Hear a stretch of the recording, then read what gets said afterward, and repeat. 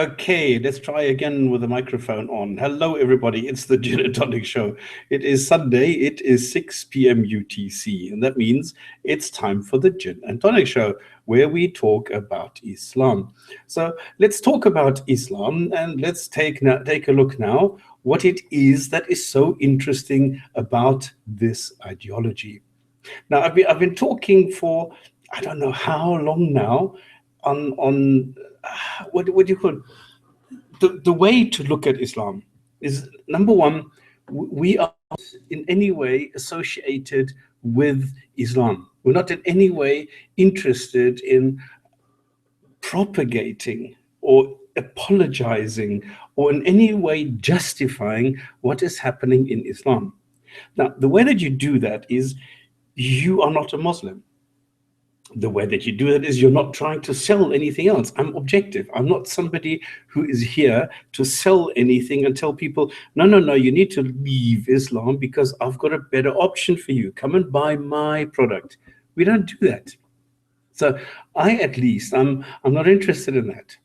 I don't look at any of these things. I look at only what I find objectively, well, moral, true, whatever. I hate this word objective. It's always funny because whatever happens after objective, it never makes sense.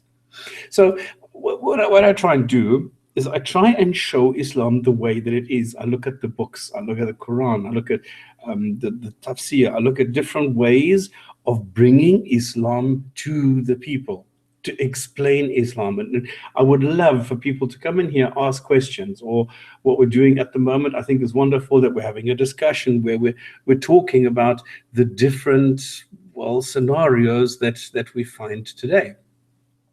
Now, the way that it normally works is that I, do some definition. I talk about why I do this, how I do this, and what we're talking about, what we find, and so on and so forth.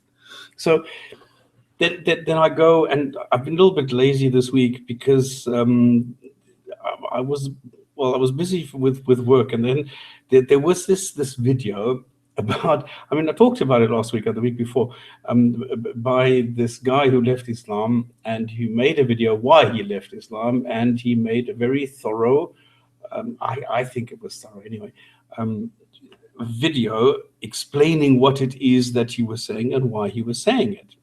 And now, all of a sudden, all hell breaks loose because Muslims are going apeshit, saying, no, no, no, you can't have this, and how can he say this? And it is absolutely amazing what is going on at the moment. So it's a bit weird watching this and looking at how people react to what is happening at the moment just because of one single video. Okay, but we'll talk a little bit about that a bit later. So what I'm trying to say is I am not somebody who is selling anyone Christianity or any other gods. I don't care about any other gods.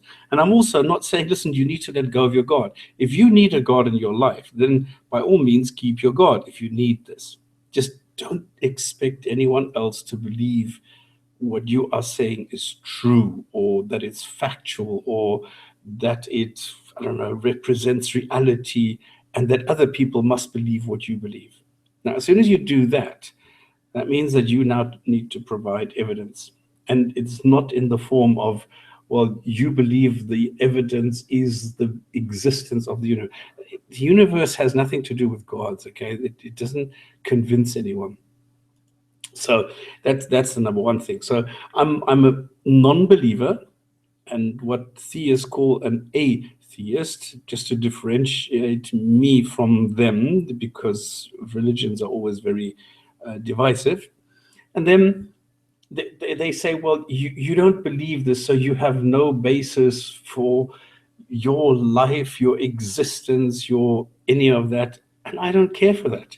Now, I don't expect you to leave whatever God that it is that you believe exists, and I'm not going to believe what you believe unless you bring me good evidence. Now, if there's something important that I should know, well, then maybe you should let me know.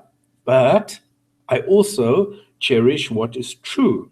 I want to believe what is true. So if you believe something, it needs to be true before it will in any way convince me. The next thing is we look at Islam. Now, if I look at Islam, and I mean, I've started, I don't know, a couple of years ago, and I thought it was a religion because there was Jesus and Moses, Abraham, and blah. I thought it was like Judaism version 2, like 1,500 years later or something like this. Until I realized, hang on, no, this Islam has I don't know, this supremacy built in. There's something there where Islam expects other people to live according to its rules.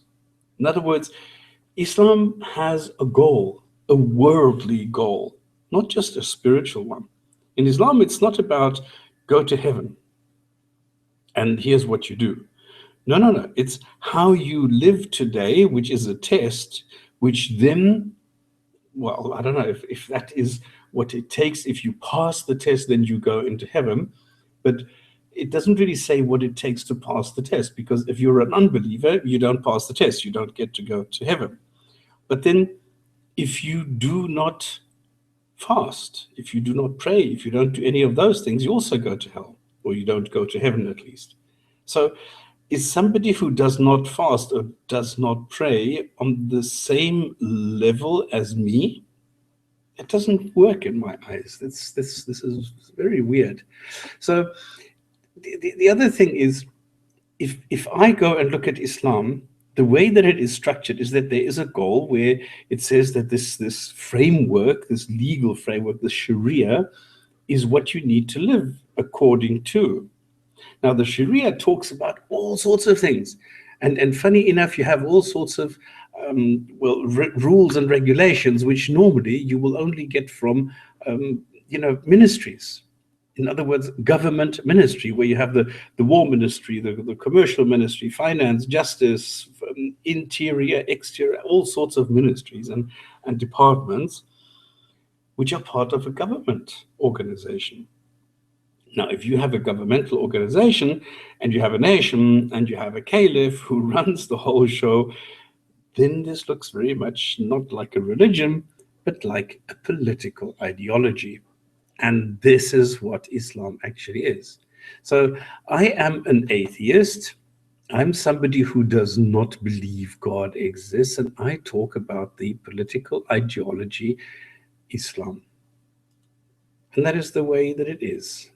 So I have been, like I said, busy with this funny video. I spent like, I think 16 hours. I spent the whole of yesterday putting together a video which explains something that, I don't know, I've been propagating this for something like 5 years, but I've always been a little bit scared of it because it is quite controversial. And this is why I'd like to talk about it today, which is slavery and rape in Islam. Now, let me just go to this news, because like I said, at the moment, a lot of people are reacting pretty angrily to a video. Start screen share, presenter, there you go. Now, what you'll see there is the response to Abu Adam, who is, well, this is his Muslim name, who was, what is it, convert to Islam, or converted to Islam or something. And this is, this converted to Islam, but 2 is the number 2. He went and became a Muslim 16 years ago or so, studied Islam, studied Arabic, moved to Saudi, went apeshit with this Islam. He was, paraded, shown around, blah, blah, blah, because they, of course, love foreigners who are Muslims and knowledgeable, who could speak Arabic and. But then, reading the Quran, he realized, hang on, there's something wrong. And this is what you hear frequently. It's Matt Dillahunty, for example. He says the same thing when he went to seminary to really study Christianity. This is when he realized there's something wrong here. That's when he said, no, I need to rethink this whole thing.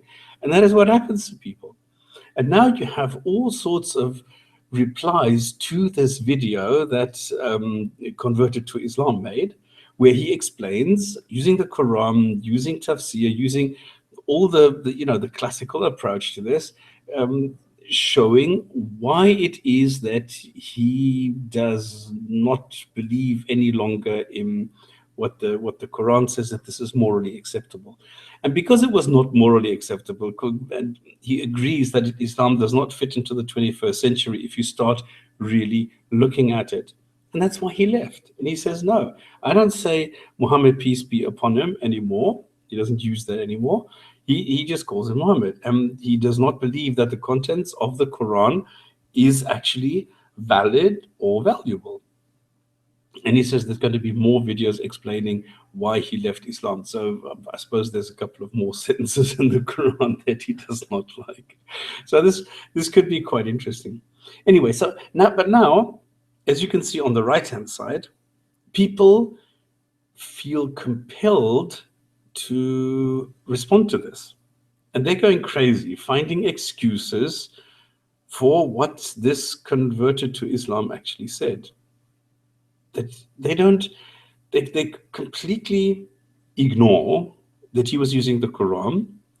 They are bringing forward things like, well, it says that you should feed your slaves and clothe them what you wear. Now, how does that make slaves any better off? Is this Islamic slavery better slavery than any other slavery? I don't understand this. Nobody actually condemns what the Quran says. Nobody says, look, ignore what the Quran says, because today we have a different level of morality. Society has done away with, with slavery, largely. Well, we still have it, but it's not as prevalent as it used to be. So today we don't want slavery anymore. Yes, it's propagated in the Quran. Yes, Muhammad advertised it and even suggested it, but we don't use it anymore. They don't do that. They try and apologize by saying, well, there are other sentences which are quite good. And they're saying, well, slavery existed in the USA. Well, so fucking what? It doesn't change the slavery in Islam, that the USA also had slavery. The claim is that Islam is the best.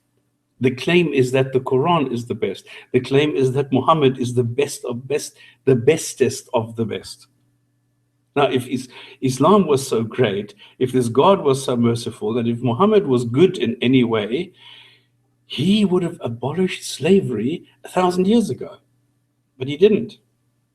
And telling me that Aisha freed 67 slaves and her uncle freed 73 slaves, and somebody else who was very rich, I don't know, freed 3,000 slaves, doesn't matter. That's not the point. The point is that slavery is acceptable in the Quran. And that's something I would love to hear the opinions of others about. So what else has been happening in the wonderful world of Islam? I've got, I think, 10 or so items which I would just like to briefly mention. Because in the Kuwait Times, we see that now Muslims are realizing that they are largely killing each other. In other words, it's not the West against Muslims or East against West or something like this, but that Muslims are killing each other internally. Now, they can't blame Muslims for killing Muslims, can they? So they go and they say, well, let's burn the Statue of Liberty and pretend like it's the Americans who are to blame that Shias are killing Sunnis. It's crazy. It's crazy that I don't understand what this has to do with anything, because America, the US America, has nothing to do with the Quran. US America has nothing to do with the Hadith, and US America has nothing to do with what happened between Shia and Sunnis. So I don't understand why they say the global arrogance, and they're talking about the United States and its allies, wants to create discord amongst Muslims. No, Muslims want to create discord amongst Muslims. That it's very clear. I mean, if Sunnis are blowing up Shias and the other way around, this is not the doing of I wouldn't care. I would love for all Muslims to go and get together and behave like good people. And I'm in no way interested that Muslims kill each other. I'm not interested in getting different groups of Muslims fighting each other. I don't think anybody wants that. So it's quite strange to have these people say here it's Americans. It's always American, and of course Zionists. Now they don't understand what Zionists actually are.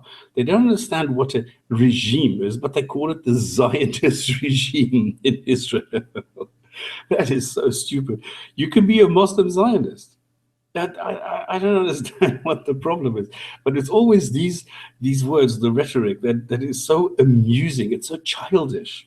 I mean, it's sad, okay, because it has real consequences. It really shows its effect. The consequence of this, that people actually believe this. There are people, young, impressionable people, who will say, well, it's not my fault that I'm stupid. It's the stupid Zionist regime in Israel that is to blame for my own stupidity, that I am uneducated and ignorant. It's the Zionists in Israel that are to blame for that. So let me go and blow myself up, taking a couple of these Zionists with me, and then the world is a better place.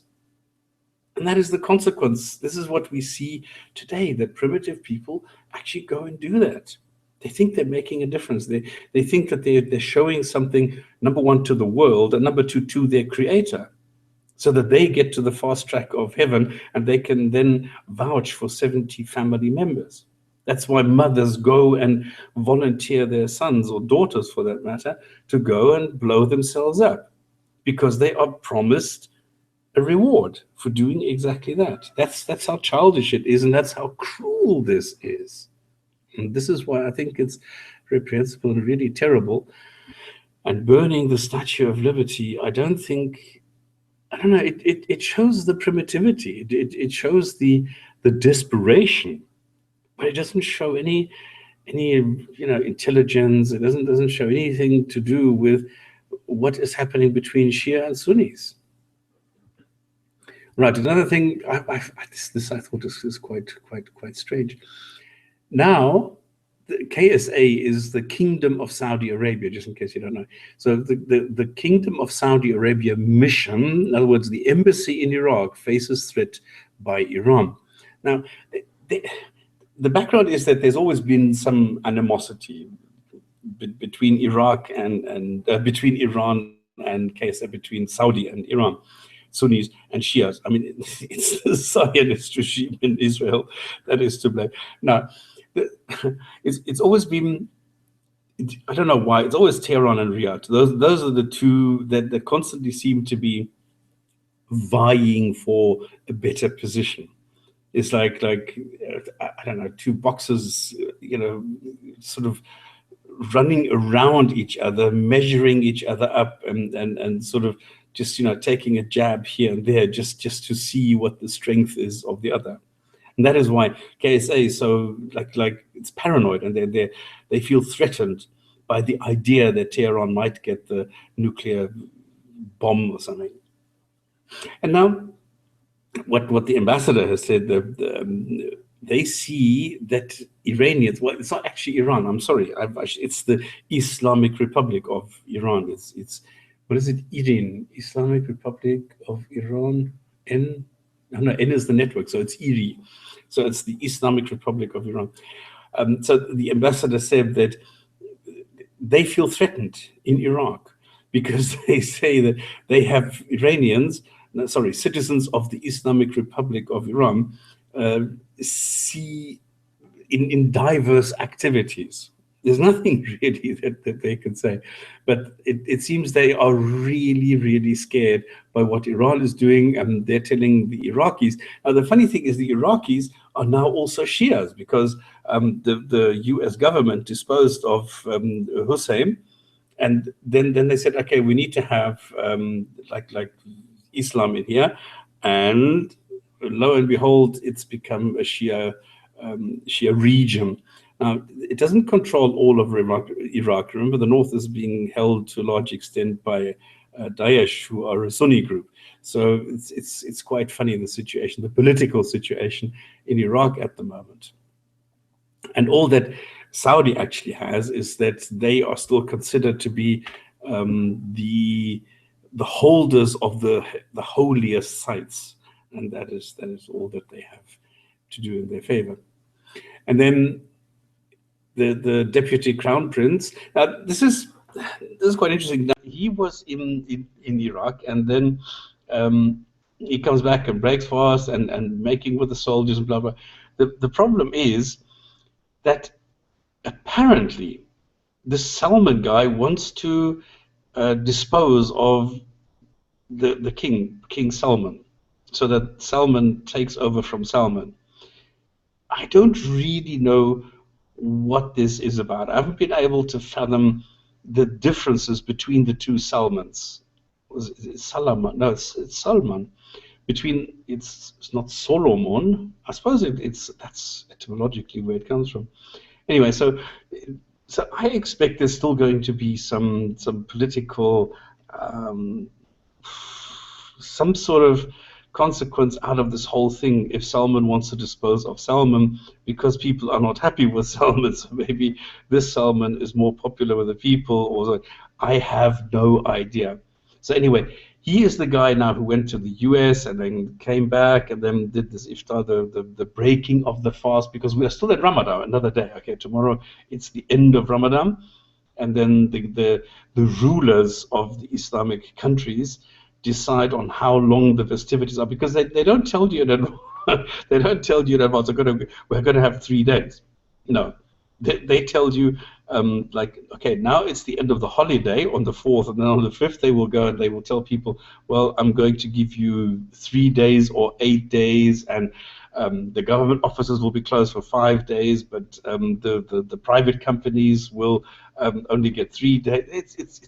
It's weird and wonderful, because you never really know what happens. And before that, I mean, I was working for the government, okay, but even I did not know what was going to happen. So we had rumors. What's he going to decree? Well, there are rumors it's going to be 3 and 5, so 3 days for private and 5 days for public. But you never know. So it's always something that will surprise you how long the holidays are going to be after Ramadan. And I think it's also depending on the weather. If it's really hot, you get longer or something like this. I don't know how they work this. So anyway, so I expect a little bit more coming from that direction. And of course, and I don't know, we've explained the difference between the different forms of pilgrimage, I think, the Umrah and the Hajj. So I'm not going to go into that. So this is now, well, what KSA has done, they've said, well, the Umrah during Ramadan is as good as a Hajj, because they're making money. I don't know if people remember that Saudi is making more money from Hajj, in other words, from the pilgrimage to Mecca, than Disney is making in all their parks. So this is a considerable amount of money that we're talking about. So what they've done effectively is they've just put money in their pockets by simply saying that the pilgrimage during Ramadan is exactly worth the same as a Hajj, and therefore they have more people coming now during Ramadan, which normally is not considered the classical Hajj. And so there was a minor stampede, because God does not like all the people coming to his house in the Kaaba in Mecca. So there's always something going on. The Kaaba is either burning or underwater or destroyed, or the holy stone was being stolen and smashed and all sorts of things. So it doesn't look like God is too looking kindly at all this gathering here, which is quite funny. So this is just some news from Ramadan, and then from the end of Ramadan tomorrow. And now, you see, this is why non-Muslim companies are also making money from Muslims, because Muslims, I mean, they've never invented or discovered anything real. I mean, like mind-boggling or substantial. And it's the non-Muslims who do that. Now they came up with this idea of giving them e-bracelets to find people, identify people, and to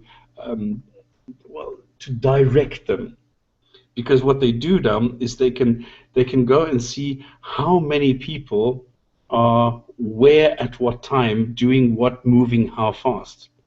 And then, because they have a guidance system built by some German company, and this guidance people is showing people where to go. It's just, some people are too stupid for this, so they will go against the flow, and then causing chaos, and then people panic and blah blah blah, and suddenly you have a stampede on your hands. So now they begin electronic bracelets. It also helps, gather information, how much people spend, how much time they spend in the shops, and where do they go? Do they go to the Medina Mosque, and things like that? So this is going to be like completely, well, let's say, covered and monitored, and then you can get information systems telling you who was where, what, how long, and how much did they spend. So this is such a money-making racket. It's unbelievable. Okay, next topic I found was that Iran is being accused by Saudis, of course, of destabilizing the whole Middle East, because Iran is meddling in everyone's affairs, and the Islamic Republic of Iran is meddling in everybody's affairs, and the Kingdom of Saudi Arabia says, no, we will not tolerate that. We cannot have other countries interfering in our internal affairs. Of course, the Kingdom of Saudi Arabia is all for peace, and Iran is so violent. What about Yemen? No, don't talk about Yemen. It's all about peace, and all. It's crazy. It's crazy. The KSA is accusing Iran of bringing more weapons into Yemen, and Iran is saying, well, if Saudi wouldn't oppress the people in Yemen, we wouldn't have to do. Oh no, sorry, we're not doing anything anyway. We're not bringing in weapons. No, of course not. So it's wild. It's really crazy. I don't know what these people are doing.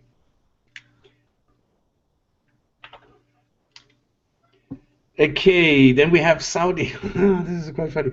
Remember 2 weeks ago, we talked about how Saudi is no longer making so much money from oil, and because oil is so cheap, I mean, it's $50 lower than, sometimes even dips to 40 or something. Now, it used to be $150 per barrel. Now it's down to 50. So they need a minimum of $70 to cover costs, because they're wasting a hell of a lot. And they're not using fracking and stuff like that. And now the US is coming in. Now Egypt has discovered more gas, which brings the price down even further. So the traditional income of Saudi is sort of, let's say, it's diminished a bit. Now, they were funding a lot of activities. They were funding schools, kindergartens, mosques. They were funding all sorts of things which they could afford. And all this has gone.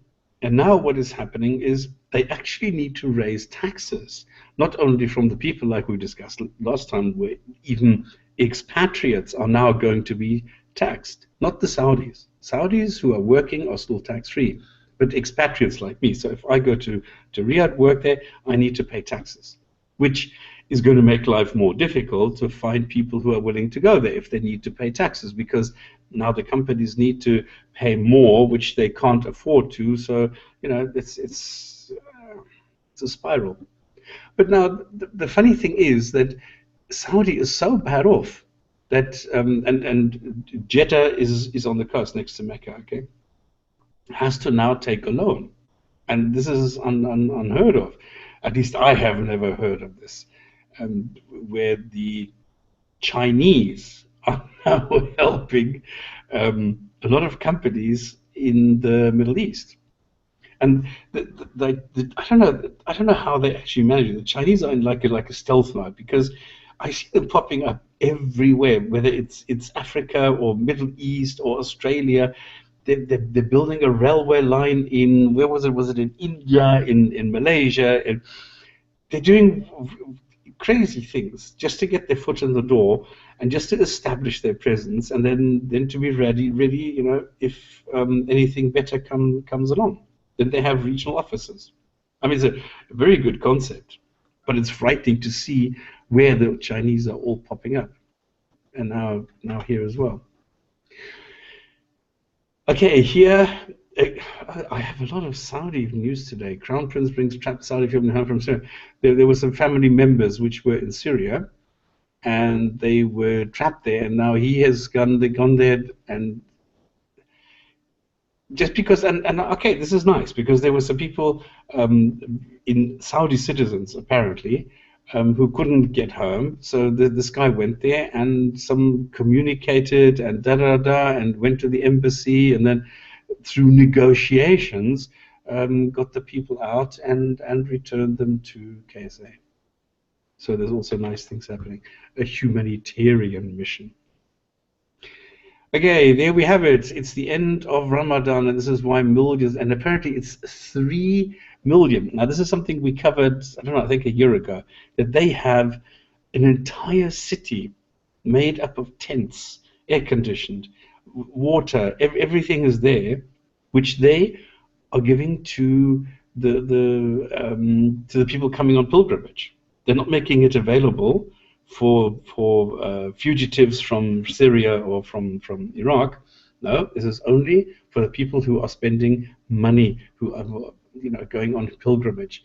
I don't know. This would have been a nice move to say, okay, Hajj this year is going to be cancelled, and we are making everything aware to show that we are a benevolent religion and that Allah is so full of humility and benevolence and compassion. So we're going to drop the Hajj this year, and we're going to make it available for the fugitives.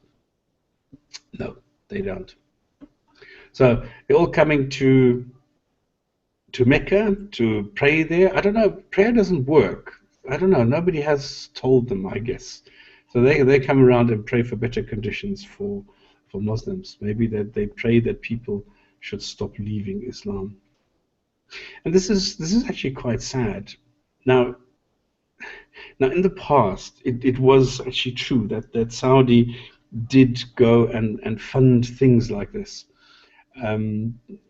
where they provided money to those who were poor, needy, and fugitives and things like that. And this doesn't happen anymore, unfortunately. And now if you have children who are in these border camps, because Jordan took a couple of million of people. I mean, this is how much. I mean, and Jordan can't, they can't afford this, and they had to stop this, and now there are children dying. So I don't know what they're going to do. I don't know who is going to step in here and provide food for all these people. Well, their God is definitely not going to do it, even though it says so in the Quran.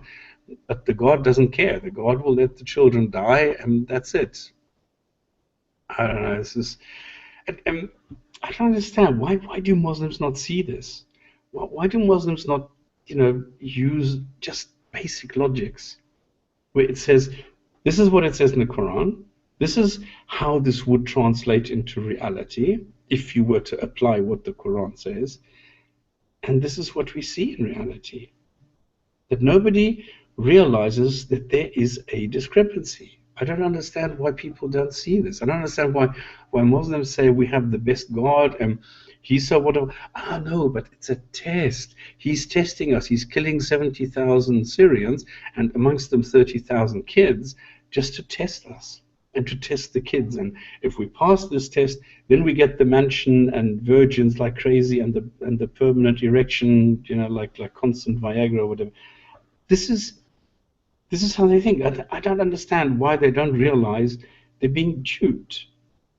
And then you have people coming, this converted to Islam, who says, listen guys, there's something wrong here, and let me show you why.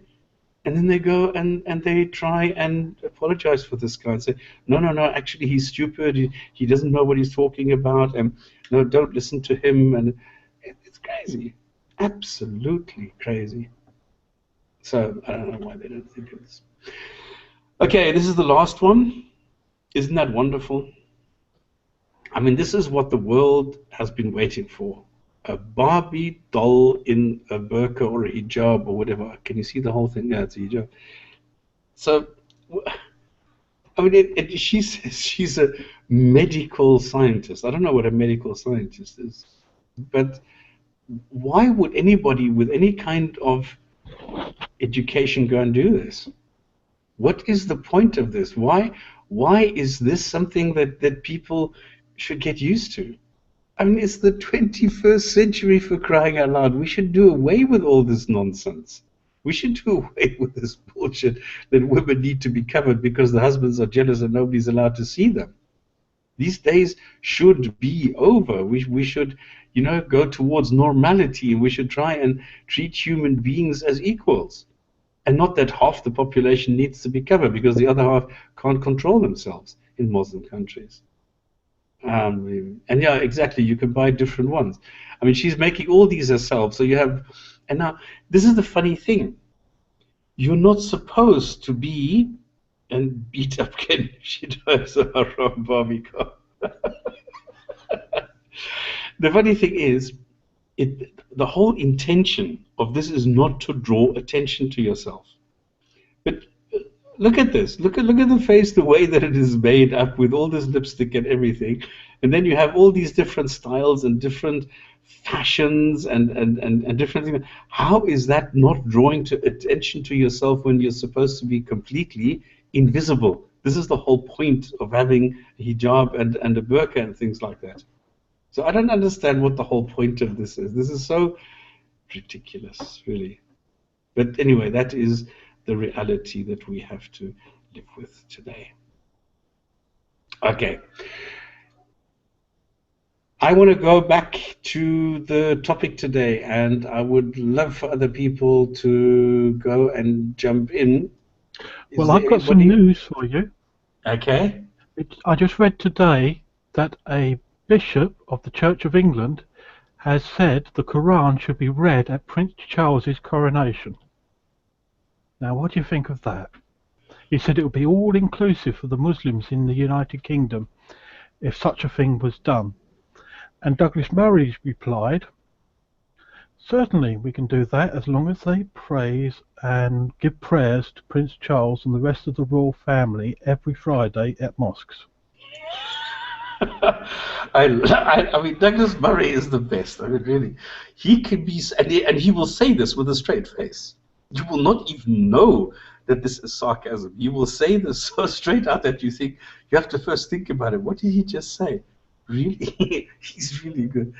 Well, I don't really care so much.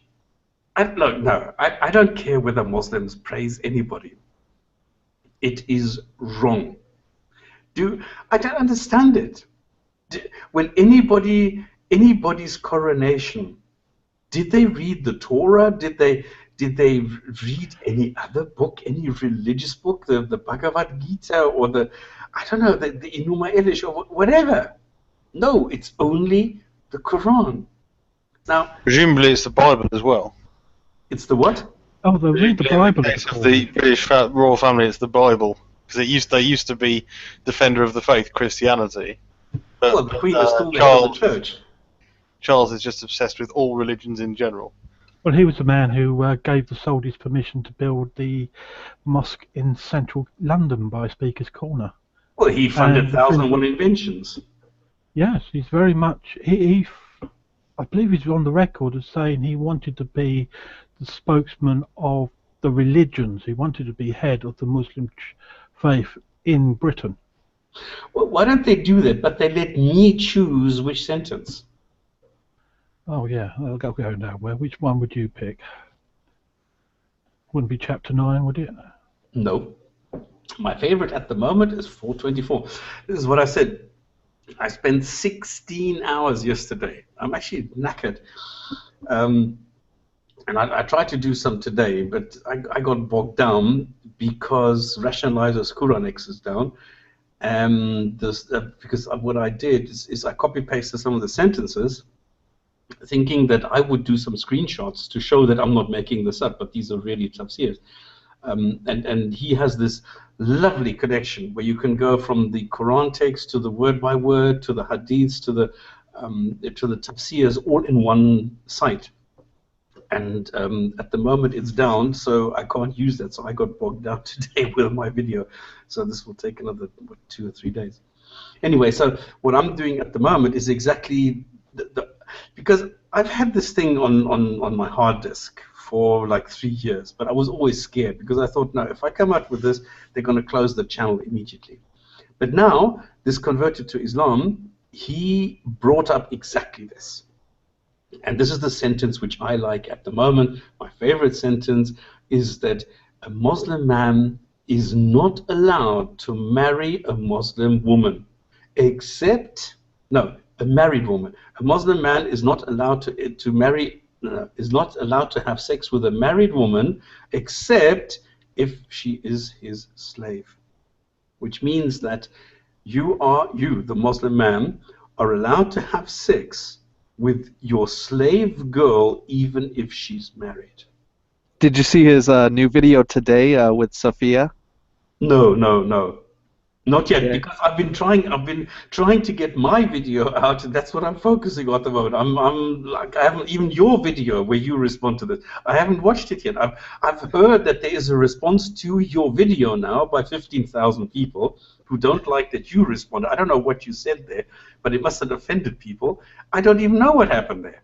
No, basically, Converted to Islam made a video today. He just released today about Sophia, the captured sex slave, and how Sophia, he showed with the text how Sophia was hesitant.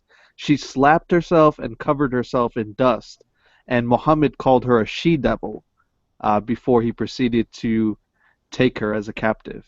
So it was very interesting. Just to provide a little bit of context, this is also something where Muhammad suddenly decided to attack something else, some village, kills the father, the husband, the brother, the mother, the father, the whole tribe, and then somebody says, look, she's quite beautiful, and he says, whoops, I'll have her. Yes, she's beautiful, she's all mine, and then he goes and screws her, and the guy has to actually stand guard outside because he thought that because she's a she-devil that she didn't want to have sex with him, she was going to kill Muhammad. So this is the context around that. And what did he say? Well, like Muhammad, he showed the text of how Muhammad was hesitant to take her at first, but he shows the Ibn Ishaq, the evidence where Muhammad, like just like you said earlier, he killed her tribe, and he just took her as a captive. And there's no other conclusive way to go about this other than he forced himself upon her. I mean, you cannot say that she felt consensual or she felt the same way. But what? Okay, I have seen people comment on these videos saying rape is prohibited in Islam. How does that work? Can you explain the mindset which will do that? Oh, what you mean by the Muslims when they say rape is prohibited? Yes. Yeah, I mean they truly believe that rape is prohibited, right? They, like, if you were to ask a Muslim, oh, is it allowed for a Muslim to just rape a non-Muslim woman out in the streets? They'll say no, of course not. And this is punishable in Saudi Arabia. I think they behead you for this in Saudi Arabia. But the problem is they also have a different definition of what rape is. Because when I bring up the Hadith, which it says the angels will curse the wife until the morning if she does not answer to the call to her husband to bed, they say this is not rape. This is not, this is not nothing forceful. This is just her obeying her Lord, Allah. So in our definition, the Western definition, hey, if a woman doesn't want to go to bed with her husband, she shouldn't be compelled to do so or forced to do so. Compelled, yeah. Or compelled to do so. And that's our definition, but their definition is no, she must obey Allah. And we don't believe in Allah, so it's quite different for us. Wow. Okay, I think it's horrific. Or like this was it the man in the hat or the man in the bow tie who said, well, actually it's Stockholm syndrome. They actually fall for it and they do it voluntarily. It's sick. Yeah, it could be. Now, if I see all these apologists who are saying, well, it's not actually rape, maybe it's this, and then they go, well, you're supposed to dress them and feed them, and you're supposed to free them, and look at the slave who became emperor, and I think to myself, how cruel are these people? How callous? When I bring this topic up to Muslim women, surprisingly, what they say to me in person or on YouTube is, well, if you think about it, the Muslim man provides everything, and the Muslim woman doesn't have to pay a dime. I said that's not an excuse to take advantage of a woman's body. It's just not an excuse, and that's what they rely on. They say the men have the financial responsibility, therefore the woman should sexually satisfy him. Yeah, but this is 1,000 years ago. Today, you can have somebody who is, mother of three, single mother, and she has to pay for everything herself. It's not the way that it used to be. And maybe the man, like I said, he has maybe several which we call it restaurants or something, and he's rich, and the woman is not. She's a single mother, has to do everything herself, and then she is then punished on top of that. Well, she can get punished just by him divorcing her, and Mohammed's tried to do the same thing with the woman with leprosy, didn't he? Any excuse, just dump her, and he doesn't have any financial liabilities against her anymore, except whatever the dowry system was.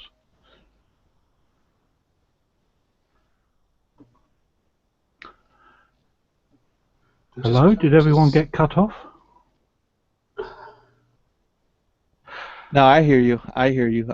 Yeah, I mean, I've got other news for you. Other Yeah. news I thought was rather good from Rebel Media.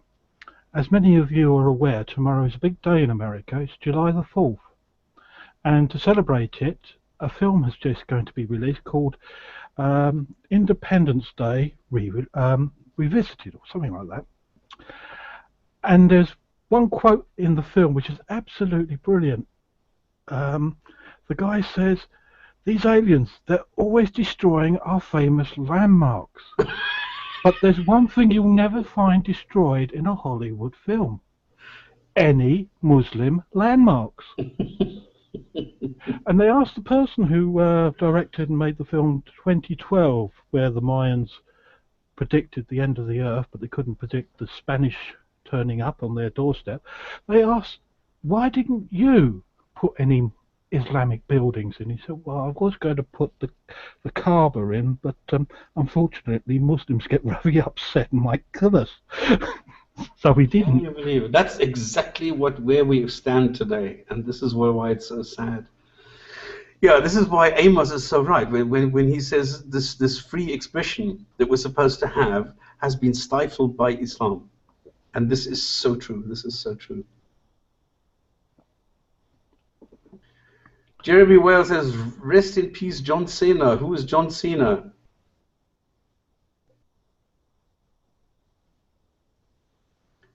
I follow Zeus, the king of gods. No, flying spaghetti monster, much, much, much stronger, and he has a much bigger penis. Let me tell you, I can really, it's a long nudity appendage, beats any Zeus.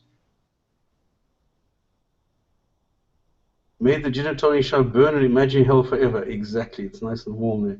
Just over the video. Ah, there, Ace converted. Just uploaded a video on Sophia. I need to watch this later. No, I want to get my video out. Damn it! I hope Rationalizer puts that site back up as soon as possible. I know many exiles who left that filthy ideology, and you still get people claiming that it's the fastest growing religion. Anathea, are you ex-Muslim? Just have the video set up there. Hangout maybe after. Do you want to do a hangout interview? Maybe after the show. Who, where, when?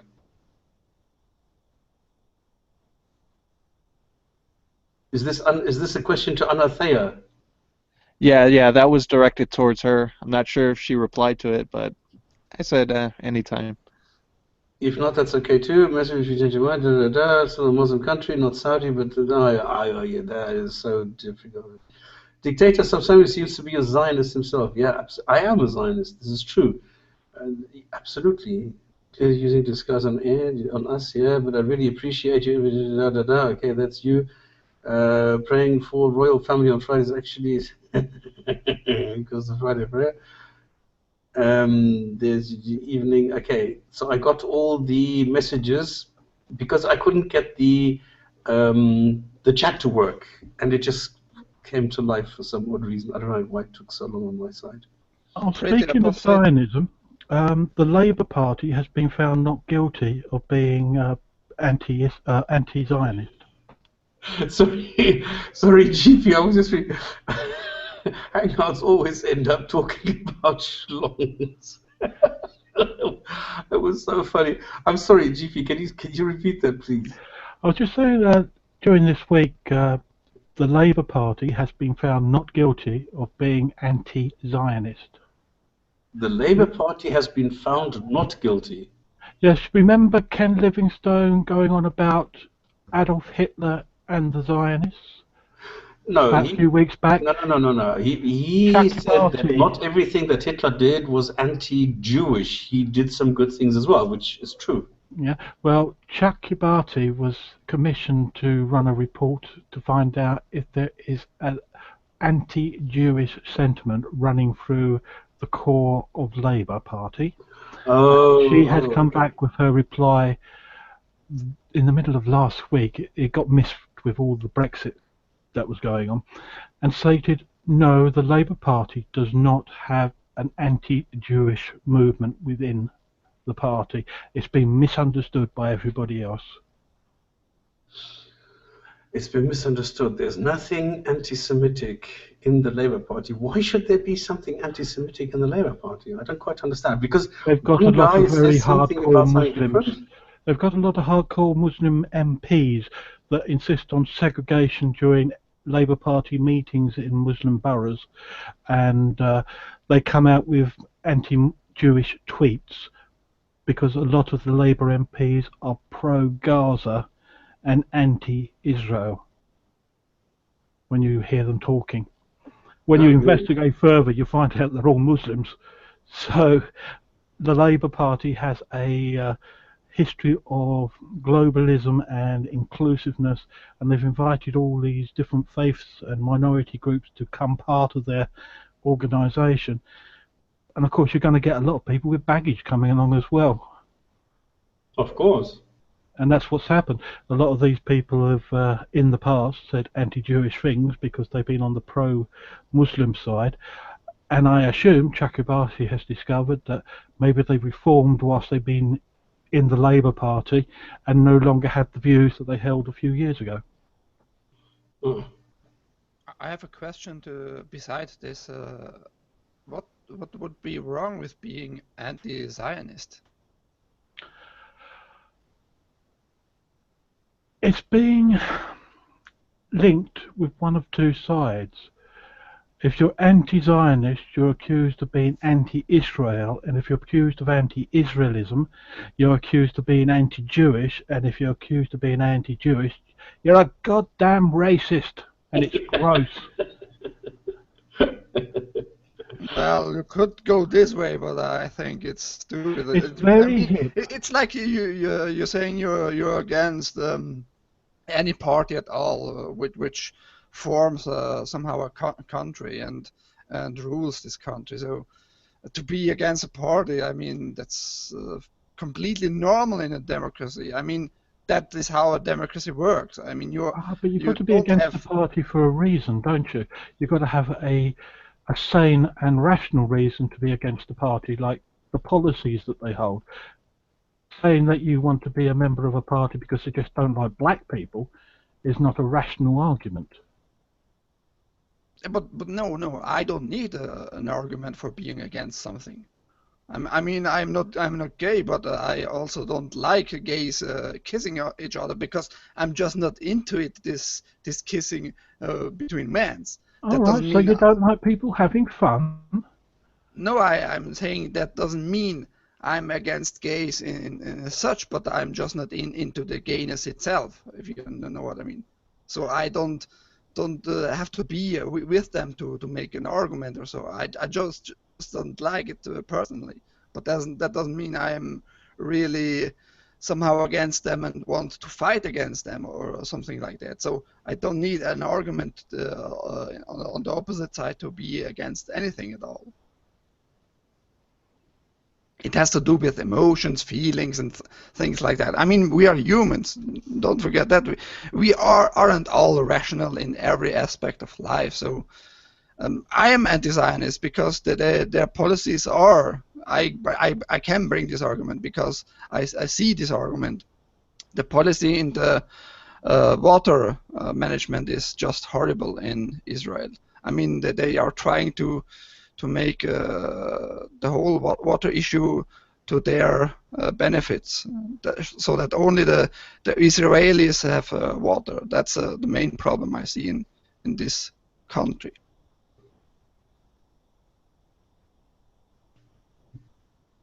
Okay, then let me quickly answer a question, because Pretty Apostle said, please mention where we can watch your videos. What is your videos? Do you mean the Jinn&Tonic show, or what is it that you're after? Because the Jinn show, I mean, it's here in the description box, so you need to specify what it is that you're after. Now, the whole black enslavement existed all due to the Arabs. Well, I think slavery has been around all the time. The Romans had black slaves, didn't they? Exactly. So slavery is much older than Islam or Jews or something like this. I think the principle or concept of owning other people to do the work for you that you own and who have no rights and you can just exploit, I think is as old as mankind. It's just that we have progressed. I think it's progress anyway, that we don't do that anymore. That we've abolished slavery. And the funny thing is, it's not Christians who abolished slavery. It's not Muslims who abolished slavery. It's just people in the US decided it's time to stop this. And this is what America brought didn't about abolish slavery. It was pressure from the English government that made them abolish it. They were quite happy with keeping it. Well, do you think that the British government led to the civil war in the States? The sort of logical argument they were putting forward to it certainly gave rise to Americans in Congress having their disagreements about slavery. All right, I do not know much about it works, you see, as far as slavery goes back, as you said, a long, long way, and you'll find the more a country becomes civilized, the more that slavery becomes a problem, in that it lowers wages, it makes people who are not slaves worse off. Now, in the South of America, they had their slaves, it was giving the owners a lot of profit, but it wasn't very good for the people there. And up north, it was far worse. So they got rid of their slaves. It became an industrial society up north, where slavery was recognised as not being financially very good for the rest of the people. And of course, if you've got those two different cultures vying for a united America, eventually you're going to get a schism of the pro-slaves, who are living in an industrial society that can't have slaves because it will ruin their industrial society, and the pro-slaves who are living in a society which has less people, so slavery is more important to them.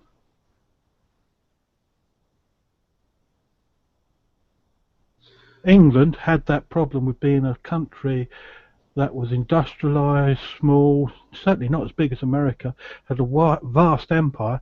It could no longer have slavery as a part of its establishment.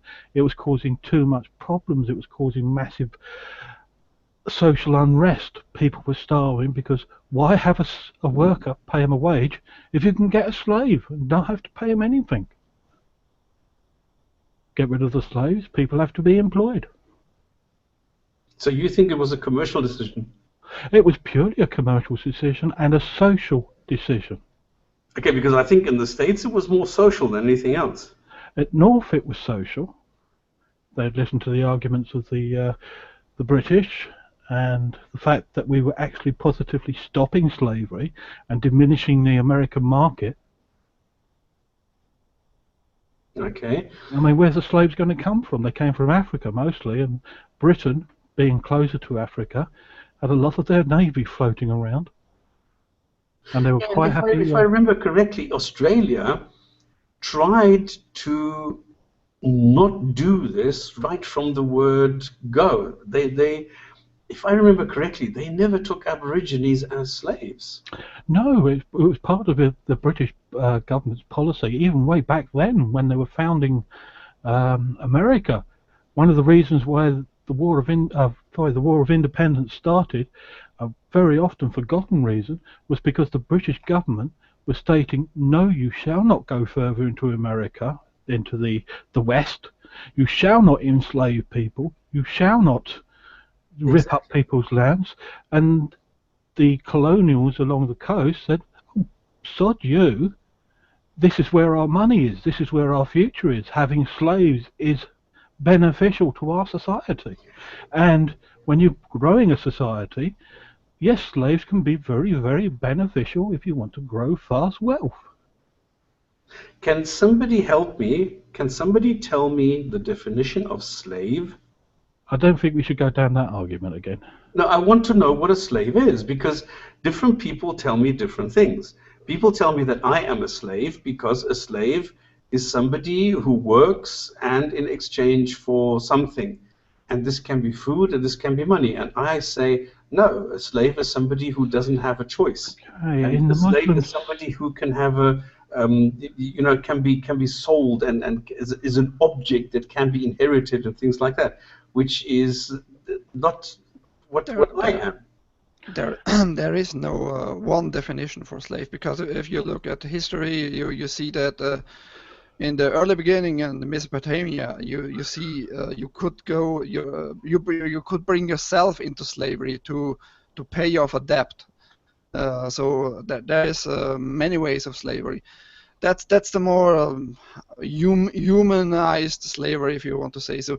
And there's the hardcore slavery, meaning you're being kept by a master from the get-go, from the beginning. He fought in a war or something like that, and your country lost, and you could get into slavery for eternity till you die, etc. So there are many ways. If you look at Mesopotamia itself, most slaves seem to be there from the I think 2000 BC to the 300 AD, like something like that. You see that many people just sell themselves into slavery to pay the debt, and you see in the Codex Hammurabi a very distinguished way to how to treat slaves. They are still less worth, but you can't just kill them if you want. So if they are slaves as per definition, so it's not a one definition at all. So suppose you could say indebted servitude as a sort of broad definition. Yeah, but then that applies to me. Yes, of course it does. Yeah, but I'm not a slave. Who says you're not? Me. Well, nice delusion. According to a Muslim, you can be a slave because you're not a worshipper of Muhammad. Oh, okay, I see. I see what you're saying. That is true. I mean, I was treated as a slave. This is true. If I look at Arabs the way that they look at me as though I was a slave. Absolutely. But I do not consider myself to be a slave just because I go and hire myself out for money. But you do indebted service. I mean, slavery can be part-time or full-time even, can't it? Because you've got the part-time slaves who can buy their freedom eventually, and the full-time slaves who don't have a chance. They're a slave for life. So it goes back to what has been said. You can't have if you want a broad definition, you've got to keep it very, very simple. You can't bring in the minutiae to say, oh no, you can't have that because of this small point. You've got to have a little point that covers everything.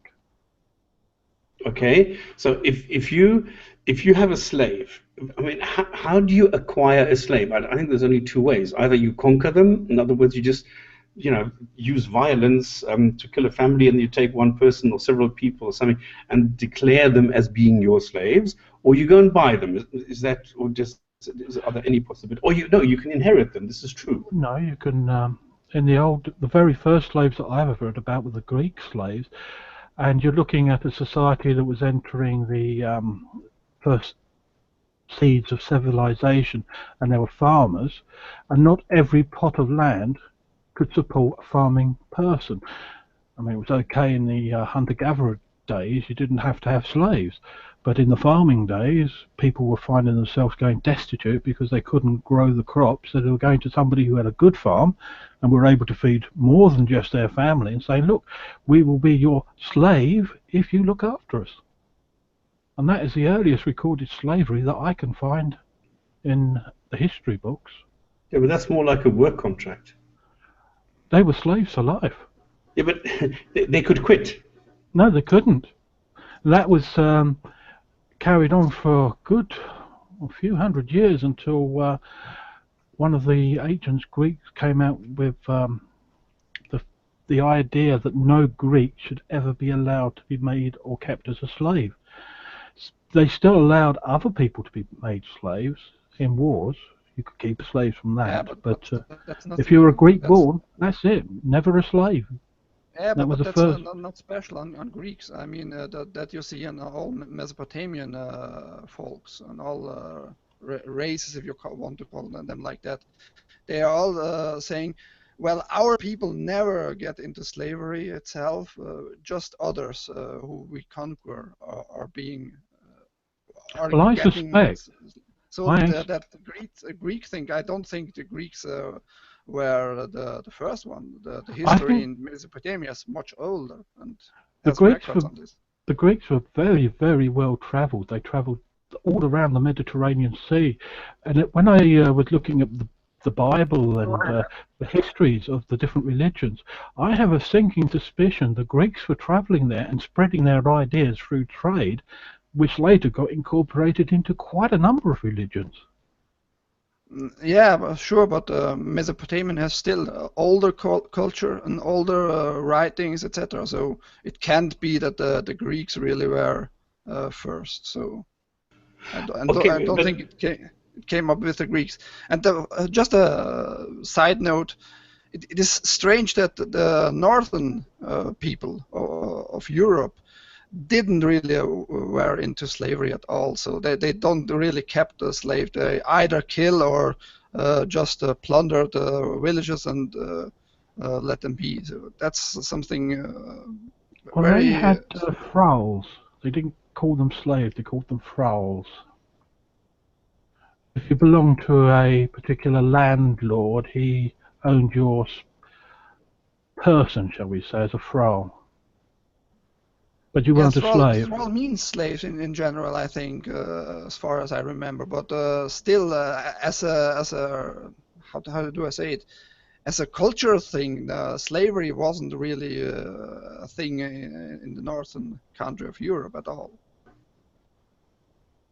Okay, but now if you are a sexual, differently oriented person, and you say, I am the slave of somebody, because Emerson is just Emerson is just making this point, which is true, because if you declare yourself a slave, then you are not a slave, but you are a slave because you are, you're behaving as though you were a slave. But then this is, playing games. This is not a real slave, and this is why I'm so after a consistent definition of what a slave is, and it's, as I pointed out, there is no such thing.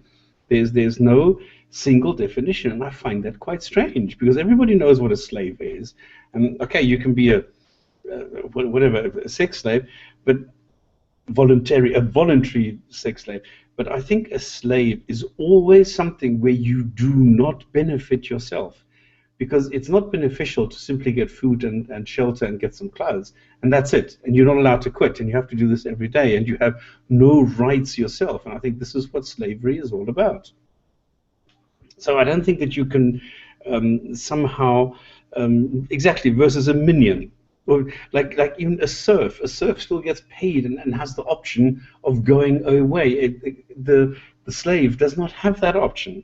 If I go to an African village and I kill the men and take the women, take them with me 1,000 kilometers, put them on the market and say, this is a woman, she's got nice boobs and she's blonde and blue-eyed and blah blah blah, and she's worth like $1,000, and she's a little bit older, droopy boobs and things like that. You can have her for 500.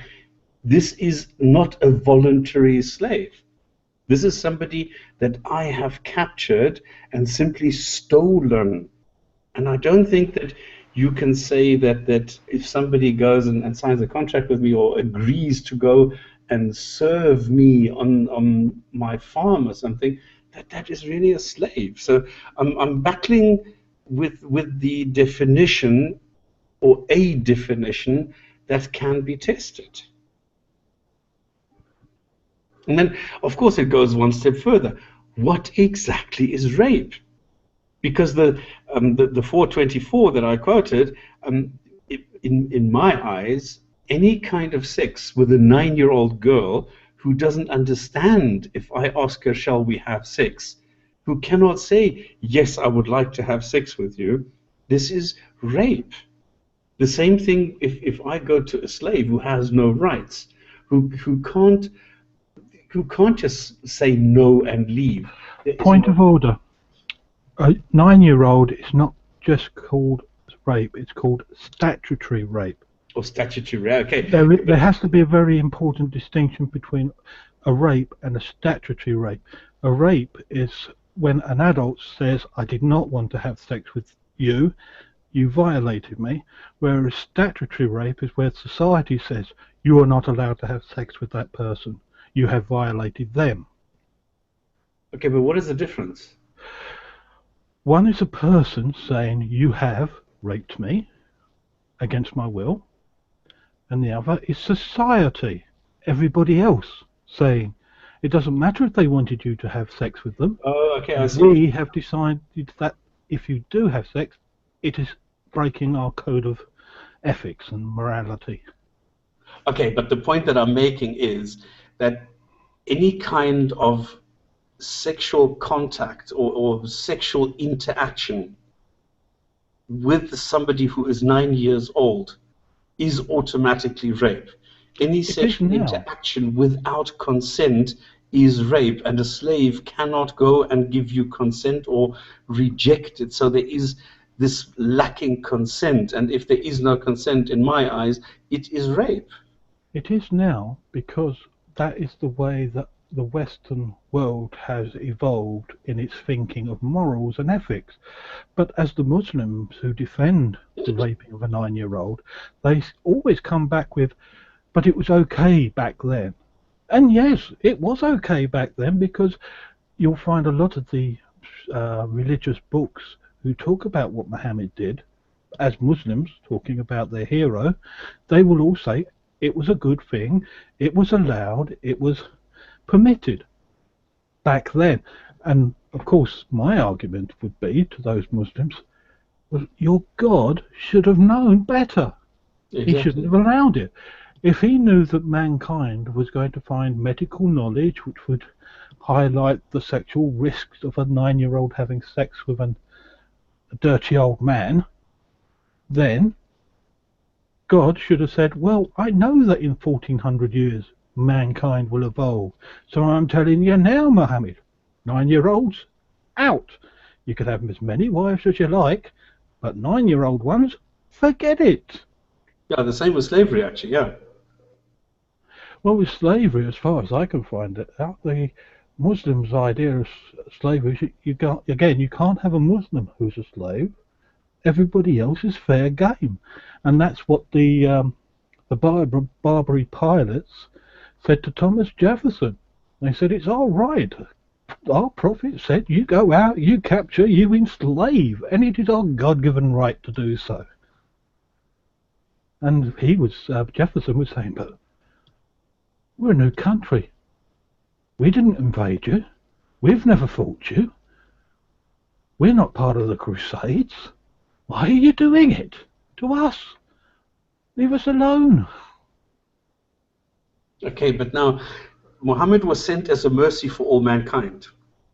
So if he was a mercy for all mankind, what the hell was he doing screwing slaves or 9-year-olds? He couldn't. So where Why is was he the mercy beheading for Jews? mankind? Where's the logics? Where was the mercy in him beheading Jews? Where was, or especially beheading children who he might have had a legitimate reason to dislike their parents, but because one day they didn't have pubic hair when their parents offended him, and the next day they did, he was quite happy of sawing their necks off. Where is the mercy? Where is the justification? Yeah, exactly. Islam is a very messed up religion. Okay, so now this is what I'm trying to understand.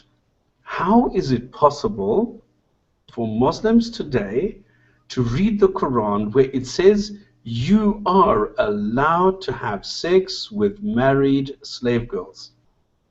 You have the same thing in the tafsirs. It's being confirmed in the tafsirs, and Muhammad then in the Sunnah says absolutely yes, you're allowed to, and here's why, and here's how, and while you're about it, you might as well enjoy your orgasm. This is what he does. And these are not some, like there are guys saying, well, maybe these are obscure. No, they are not. They are in Sahih Bukhari and in Sahih Muslim, and it's in the Quran. So don't give me this bullshit. So why is it that Muslims cannot say, okay, slavery is bad and rape is bad? Why can Muslims not say that?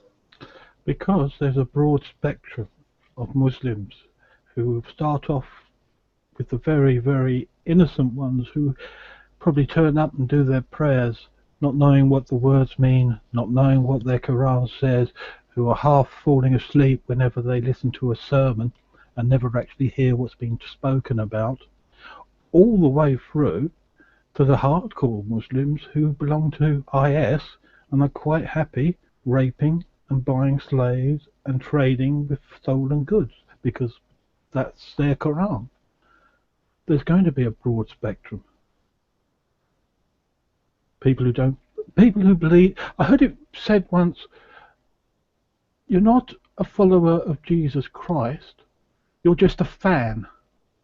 There was somebody talking about Christians, and I think the point he was trying to make, this person who said that, was a real Christian would sell up all of their goods and give it all their money to the poor. But the type of Christians he was speaking to lived in condominiums and loved to acquire wealth. They weren't followers of Jesus, they were just fans. And I remembered his name, it was Bill Meyer. It was he who said that. Anyway, my kettle's boiled, off to make my coffee. Okay. Any other opinions? How? Seriously, I mean, why are Muslims not coming out in droves and saying, oh, absolutely, yes, slavery is propagated in the Quran, rape is propagated in the Quran, but we don't do that anymore because we are better, and leave that aspect aside? Why is it that only... Stop. It's impossible. I mean, it's impossible when it's divinely sanctioned, and you believe in a book that is applicable in the 7th century as much as it is today, and it cannot be altered, then consequently, I mean, what would you expect? I mean, just the simple notion of marrying and screwing children is permitted in chapter 65, verse 4. It's clearly spelled out. Yeah. In all the, Well, for you and me, yes. Yes. So you can't change what God has revealed, because in order to do that, you're basically saying that God was wrong. So, and God, obviously, God can't. Right. Yeah, but TJ, I mean, this is how I would go about it, okay? I would say, yes, God is right, and yes, everything is cool and fine, but I don't need to do that today anymore. And it is not immoral because the people at the time thought it was moral, and it is applicable today only in as much as it covers history. It shows me the history of Islam. It shows me how the people were doing this, and it shows me that if I were a person so inclined, I could do that, but there are sufficient sentences in the Quran to show me otherwise, which is why I don't do it. This is how I would argue, but then I would be able to argue and you know, to put an argument forward for the case like that. But Muslims don't do that. Well, It's impossible. I mean, it's just impossible. I've just got back, and did I say last week that I'd read a book by a Dr. Sebastian Gorka called Defeating Jihad? Yes, I did, okay. the Hungarian guy. Yeah. So I don't need to go over what he said about the American government. No, I love the case that he is now all over YouTube, because he really makes some sense. He is very outspoken about it. Well, he used to be a member of the people who trained the secret services to fight terrorism. So if anybody knew about terrorism and how it worked, it's going to be him. And things he's whistleblowed about is, like I say, is absolutely mind-blowing and shocking. It is, absolutely. Well, he failed to a certain extent. I mean, let's be honest about this. Well, no, he was under political orders. Oh, is that what it is? Yeah, back when the jihadis started causing terrorism, right, way before 9/11 and all of that, the American government were looking for how to deal with this new growing threat, and they had to look for people to advise them. So they turned to CARE, who was run by the Muslim Brotherhood, and sought political advice from them. And CARE said, don't mention jihad, don't talk about it, do what we're telling you and you might win. So the American government under Bush ordered the secret agents and investigating bureaus, they forbid them to use certain words like jihad in any of their communications, and they forbid them to look into the causes of terrorism with a link and with religion. So they would basically have their balls chopped off against the very thing they were supposed to be protecting Americans against. And Obama followed the Bush doctrine regarding terrorism. That is why he will never say the jihadist, he will never say Islamic terrorists, because it's all part of the same doctrine that Bush started back in the, would it be the 90s? And now this guy has left the Official Secrets Act, I suppose, whatever Americans got. He's actually whistleblowing on the whole thing. I wish he had a wider platform, though, that he could focus on one topic at a time, because at the moment he's giving these long speeches where there's a hell of a lot of action, but he's not. What I'd love to see is that he tackles one topic at a time. That would make more sense. But he's selling anyway. a book, and what he says in his book at the ending, he doesn't talk about any of that in his videos. Well, the thing is that he is not a theologian. He will never be able to understand. Well, he has a lot of background in Islam, all right? He knows the Qur'an, he knows Hadith, he knows a lot of other stuff. But he's not somebody that will go and do what we are doing, and that is talk about a particular aspect, like rape or slavery in Islam. He would not be able to do that because he's so focused on jihad, for example. Well, he basically says you've got to treat Islam the same way the American government treated communism back in the 50s. Well, that's what I've been saying for the last 5 years, but nobody wants to listen to me, is it? You've got to utterly destroy its political means.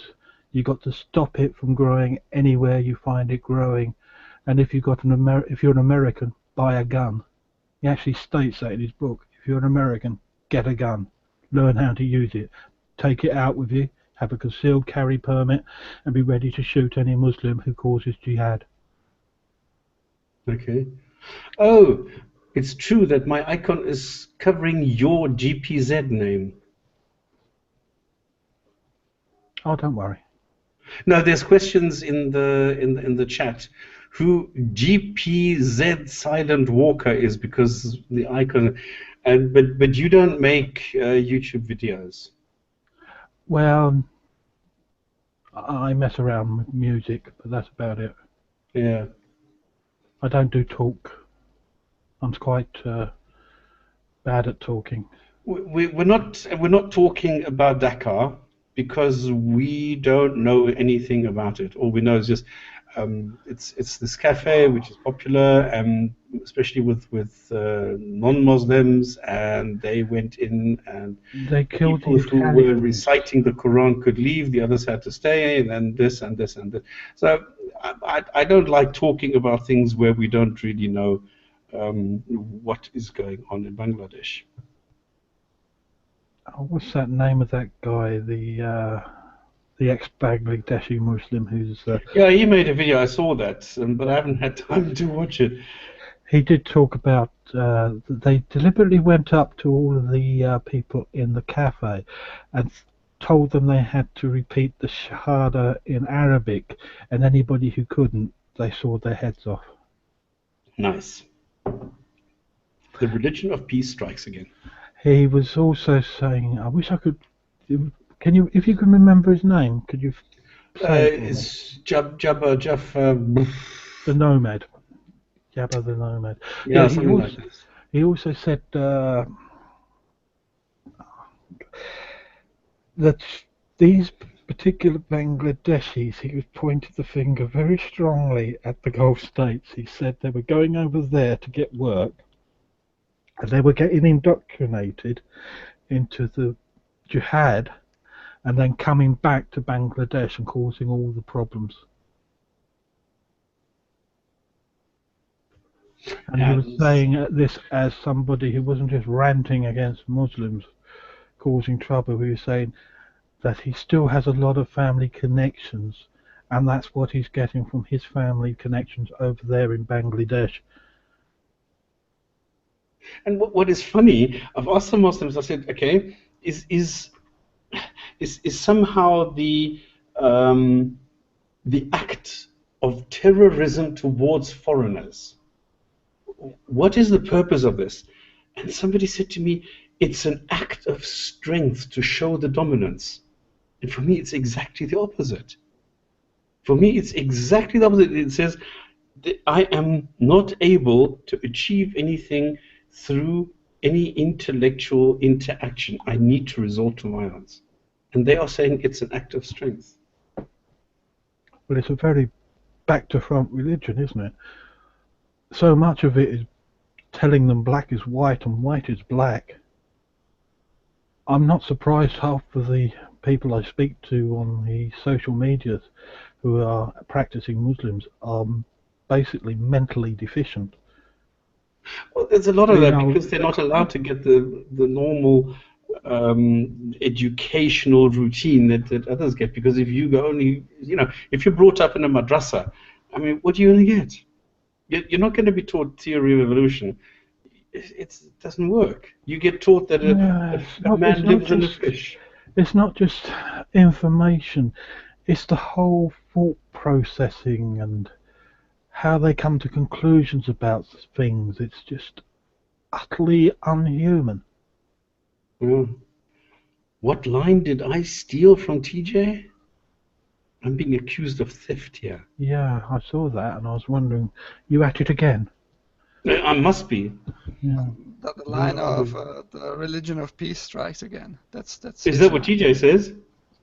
Mostly. Oh, I didn't even know that. Okay. Anyway, Ramadan's ending soon, so maybe the terrorism will slow down a bit, as it was ISIS who was asking people to commit a murder for Ramadan, wasn't it? At the moment, it's the terrorism with a pure heart during Ramadan. Tomorrow, it's going to be the normal terrorism again. Yeah, what's his name? Majad. He's saying you've got to watch out for Al-Qaeda now. For what? Quilliam Foundation. They're saying that ISIS are going to go, but you've now got to watch out for the rise of Al-Qaeda. Oh, Al-Qaeda. Yeah. Well, people say that Dhaka, Bangladesh, is actually Al-Qaeda, not Daesh. The line, the religion of peace strikes again. Sorry, I'm just replying to what TJ wrote there because I've got the chat. I've got one chat open here. I've got another chat open there. I'm getting cross-eyed here. Stop. That's called copyright infringement. I think I'm going to sue you. I'm Yeah, I just- know. I need to pay for the franchise or something. Can I I take just the find it franchise? I find it crazy that Bangladesh is suffering so much Islamic violence, because when I grew up, Blue Peter, which was a very popular child program in the UK, used to have charity drives for the people in Bangladesh who had suffered so much what do you call, drownings and floods and lions and tigers and bears. They were always doing things to send money over to them. And then you had Pakistan. They actually invaded Bangladesh, and the Indian government had to try and step in between Pakistan destroying the Bangladesh people. And you'd think these people would think this religion, this bunch of Mohammedans, they're crazy. They want to kill us all. And now they're embracing it, and they want to kill each other again. Yeah, well, that's because they're turning a blind eye to it. Like the current leader, what's her name, Sheikh Hasina, said after this recent terror attack that the terrorists have no religion, and that all they know is terrorism or something like that. She just basically, because they've been turning a blind eye to it for a freaking while, even though intelligence report after intelligence report is saying that there are cells, IS cells within Bangladesh, but nobody's saying anything because So have we got exactly. American influence telling the Bangladeshis what Bush did? I mean, I really don't know the reason, but all I know is that they're turning a blind eye to it, and yesterday was just an indicative factor of that, and it's just gonna get worse. I mean, you can't turn a blind eye to something and then expect it to go away overnight. So it's just gonna get worse. That and now India too is also gonna be preparing for this. India has the third biggest Muslim population in the world, and I think. And those people in the world are only India is only just starting to pick its feet up after generations of utter poverty. Yeah. They're launching rockets to the moon. They're going to get so much benefits from America sending outsourced jobs and money over there. There's no way the country isn't going to benefit and improve lifestyle for many of the people who are trying to just live. And they're just going to rip it all to shreds. And also, I think part of the problem is our foreign policy is that we're still stuck in the Cold War. We're still stuck, at least I can speak for the States, we're still stuck, supporting countries like Pakistan who are not on our side. We need to reconfigure this stuff. So, I think that India needs to strengthen its ties with India, Israel, Japan, South Korea, and all these other countries that are going to be future targets, if not targets already.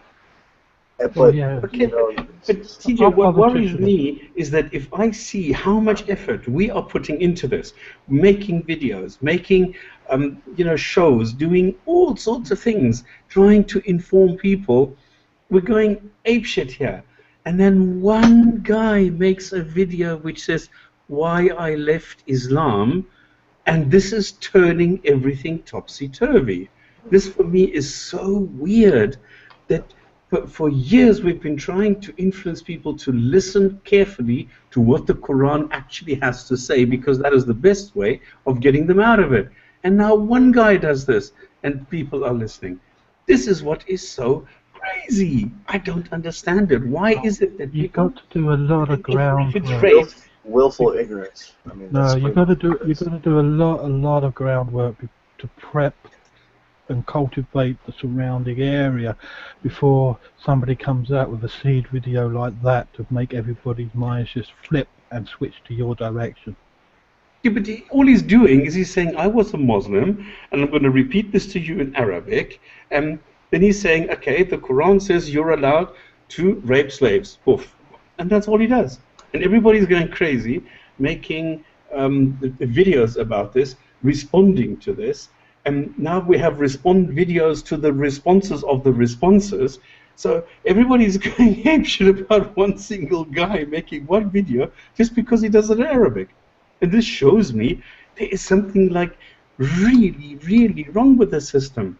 I'm waiting for Adam and what's his face, Cuckoo. I'm sure they're also going to come out with this now, or Truth Revealed and Hamza Tortoise and Aira. Everybody's going to come out and do something with this. One guy making a video. Why I left Islam, and everybody's going apeshit. Crazy. And I don't think Islam is used to critique or any sort of questioning of his doctrines. And now, anytime that anybody at all questions it, then you're smeared, or your character assassinated. And we're just talking. We're talking about a doctrine ultimately. We're talking about an ideology. We're not talking about any specific individuals. We're talking about ideas. So, but the two are conflated, and that's why this conversation hasn't been able to get anywhere. And also, I think lack of exposure too. I mean, we're so used to Christianity here in the West that we really had no time to look at Islam. And now that we have taken the time to look at it, and we're disturbed by what we find, and we're just putting our thoughts out there, and people all of a sudden just become so allergic to it. And I just I don't understand. I just don't get it. I just really don't get it, because if we were to say the same things about Christianity, nobody would give a shit.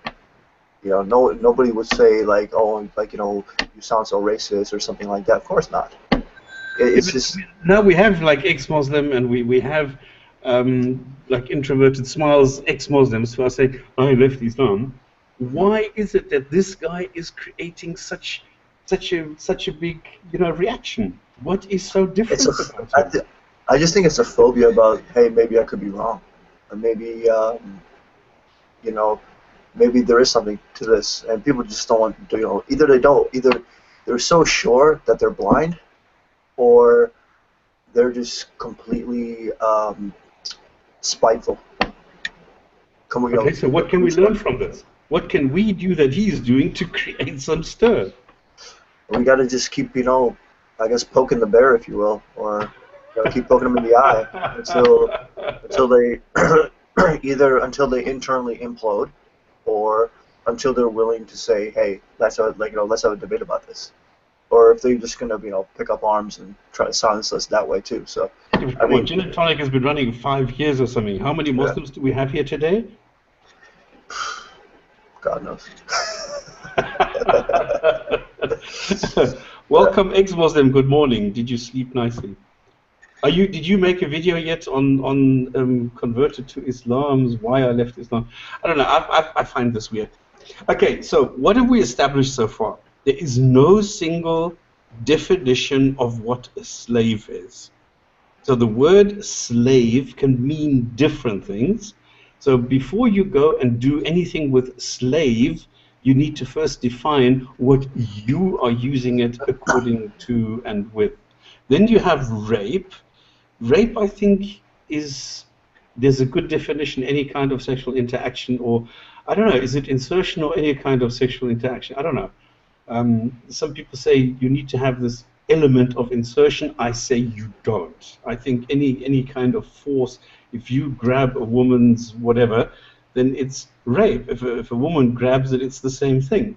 So then I think this is rape.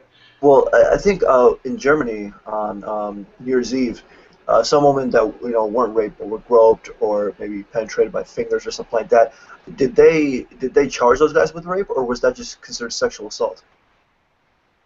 I don't even know. Yeah, exactly. Because some of the girls were not actually raped. Some of them were groped. Some of them were touched. Some of them were.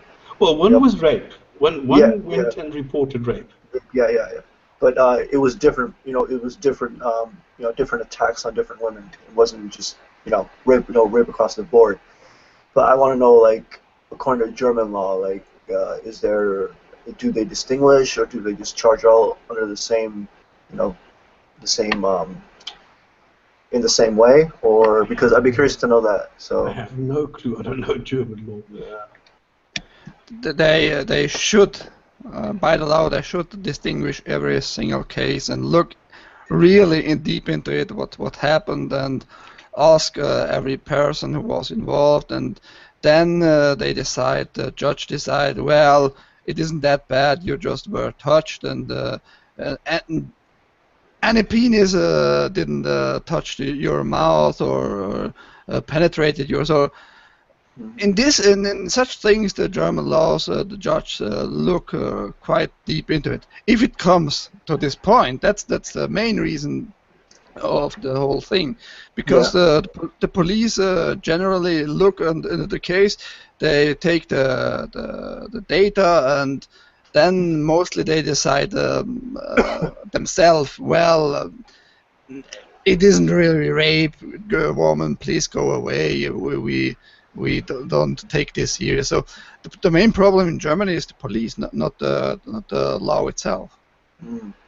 That's true. Yeah, because the story didn't break actually until Breitbart London, I think, did it because they were trying to suppress it the whole time, which was pretty. Because I just read a story yesterday about in a train wagon some guys of the European soccer championship just went, I think, back to Germany, and they touched a woman and grabbed her, etc. And then the train personnel came in, and he didn't do anything by himself because there were many other guys who were against him, and he called the police, and the police came, and they just looked into this and said just, well, next time if it happens again, just look away, please, to the train personnel. So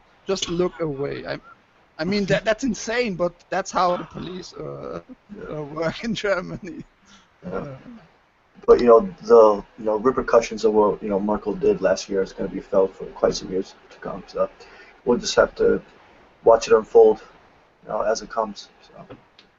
So Europe is heading down that path, and I think that's why we've seen resurgence of these quote unquote right-wing populist parties, and it's I'm just fearful for Europe, just in general. The demographic battle is being waged right now, and we'll see how it turns out. But in the meantime, we have to protect ourselves from this threat. Okay, but don't you think that the act of groping a girl in Europe is actually unrelated to Islam? Don't you think that this is more or less something showing we are stronger, we are kids who have more power, we can do this and get away with this? I mean, yeah, I mean they're just they have no regard. I mean, those people that do that, do those things, they don't have a regard for the law of the land in which they live in, or any respect for the culture or anything like that, because for them it's perfectly acceptable. I mean, like for instance, what happened in Rotherham, those over 1,400 girls raped. The Qur'an sanctions that you can capture infidel women, and it doesn't matter in terms of age. It really doesn't matter because you can have relations with prepubescent girls. So that should have not come as a shock to anyone, in my view. But to say that will be controversial, would be racist and Islamophobic, right? So, but once you can comprehend the doctrine, once you can comprehend the mindset, everything just falls into place as to the patterns of behavior, as to how they think, as to how they conduct themselves, and as to how they act. So this should be a surprise to nobody, but you have to understand the doctrine. You have to understand the mindset first. Yeah, well, so what surprises me is a few years ago, if I had a Muslim who was being unruly, I used to sort of copy-paste the relevant Quran sentences, and I actually got people apologizing, saying, oh, I went a little bit too far, I'm sorry, I should keep it clean. Today, it's the opposite. If I go and do that to some young guys now who are commenting on some videos, they will go and say, fuck off, give me your mother and I'll show her, instead of feeling sorry for what it is that they said. And this is what worries me if I see how the young people today, who I mean, these are primitive guys, okay? These are not the educated and blah, blah. These are stupid guys. But how violent and aggressive they are, it's flabbergasting. Stop spamming. You asked what can you do to attract more people. I mean, I think the more I make my own show on the German show, the more provocative one has to be. That's why I am I'm trying to make a video game about the life of Muhammad, and I will go to the biography of Muhammad and will try to take every single piece of it, which is important in the biography of Muhammad by Ibn Ishaq. Yeah, but you saw what happened. As soon as you get a little bit too provocative, they shut you down. Well, the game you can shut down. I mean, I will host it on my own website, and this will not get shut down. I'm pretty sure of it because it's my server. And I just want to give you a little glimpse how far I went. I just created the Kaaba till now, and a little bit outside of Mecca. This is Abdullah, the father of Muhammad, and well, the chicken is not historic, but I just put another character. That's the Kaaba. I mean, the prehistoric, pre-Islamic Kaaba. I can go in, and you see here some statues and some other symbols. Manat, Ilat. Right. I mean, it's German, but you can see it. Do you want to pray to Manat? Yes or no? And well, if I click no, what's the word for mocking? Yeah, right. You're mocking Manat. You have to die. The game is over. So you have to be very careful what you do in this game, because it's pre-Islamic and the religions are different, but the mentality is the same. And if you pray to her, you will get a reward of healing, etc. So. And that's my way. I will try to make this game as good as possible with all chapters of the biography, meaning fighting, killing, fighting, killing, fighting, killing in the whole Arabia by Muhammad. But like the biography of Muhammad starts with Abdullah, meaning the father of Muhammad. So that's why. Are you going to put the Sirah next to it, the text? Yeah, I will try to make it as appealing as possible to see the text, which situation is taken from which chapter and where to find it, etc. So. Okay. So you've got to coordinate the scenery. In other words, the action with what is being said in the biography. Yeah, I mean, I don't will take the whole biography word by word, but mostly I will take the chronology, the timeline of it for certain.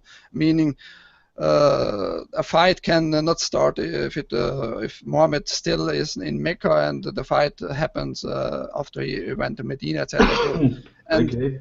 I will put info boxes, etc. But it will be in German. If somebody then wanted to make it in English, I mean, I will provide this game for free anyway. So I hope I will get that attraction, and I think if I will get that attraction, but it will take time till I'm finished, because I'm not a pro game maker, so and I have to make many little graphics by myself, etc. But as you can see, I mean, I have managed to gather another guy, and with him I have managed here to make this animation, and you see the little dagger who stacks into the options, etc. It's a little dagger, and then it bleeds, and here's a new jihad and